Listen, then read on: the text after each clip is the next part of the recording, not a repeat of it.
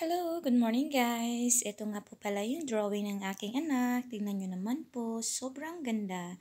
Napaka-artistic po ng pagkagawa niya. And sabi nga po niya is 12 years old po siya nung nag-drawing siya dito. Pero ang alam ko, nasa 10 or 9. Hindi ko lang po matandaan pero very early age po siya. So, nag-start po siyang mag-drawing at the age of 2, I think. Kasi nga po, mahilig din po ako mag-drawing ng bata ako. So, ang ginawa ko po, lagi po mayroon siyang pencil, crayons, at mga bond paper, everywhere we go. So, ang dami niya pong mga drawing. So, ito po yung pinaka-paborito ko. Pinaka-paborito kong drawing na nakita ko, na drawing niya.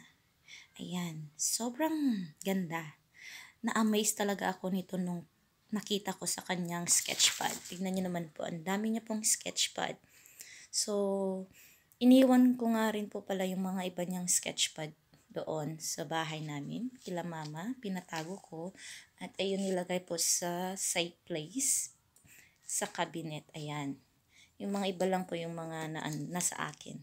So, ayan, ito yung kanyang drawing. As you can see guys, kung inyong titignan at inyong susuruin, para lang siyang sa inyo kung mess lang ba siya, pero meron siyang deep meaning. Di po ba? Simpleng drawing lang po siya guys. Ayan, pero tingnan nyo naman yung mata niya. Yung isa po, yung mata niya may luha. Tapos, yung isang mata, maraming mata. Inside of the eyes, maraming mata, tatlo. Isa daw, tatlo. Pero sa mga gilid-gilid, marami pang mata. At saka, sobrang ganda na talaga. Meron siyang deep meaning. Sa inyo guys, anong masasabi nyo dito sa drawing na to? Paki-comment naman po kung ano pong masasabi nyo dito sa drawing na ito. Guguputin ko nga po pala ito at ilalagay ko dito sa my picture frame na nabili kong $1. Yan. Ito. Marami pa po siyang drawing. I-update ko po kayo lahat ng kanyang drawing simula po nung bata siya. Tingnan nyo guys. Ito ngayon yung perma niya. Yan.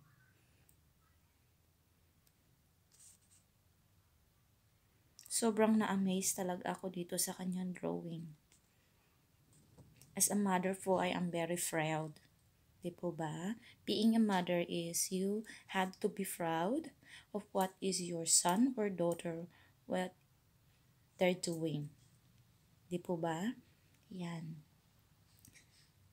Para sa iba, siguro simpleng drawing lang siya. Pero sa akin, napaka-artistic talaga siya. Mahilig nga rin po ako mag-drawing, pero ang masasabi ko po is mas magaling na po talaga yung anak kong mag-drawing. Kasi ako nung bata po ako, gusto ko sanang kunin is fine arts. So, dahil mahirap lang po kami, hindi pa ako nakapag-aral ng fine arts at ang natapos ko po is, ngayon po is teacher. Pero teacher, sobrang ganda po. Sobrang ganda po maging teacher. Kasi po kapag walang teacher, wala namang estudyanteng gagraduate. Hindi po ba? Ayan.